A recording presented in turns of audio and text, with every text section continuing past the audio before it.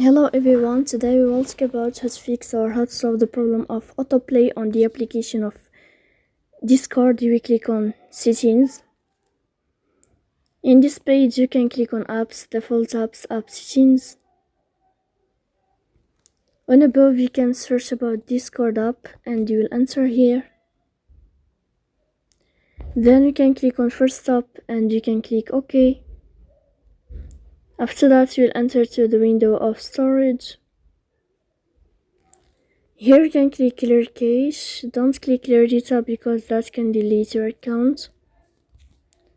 In the end you can turn on your airplane mode and you can turn off your airplane mode again to fix that problem. So please don't forget to support us by like and subscribe. See you next time in another video. And thank you for your attention and your watching. Goodbye.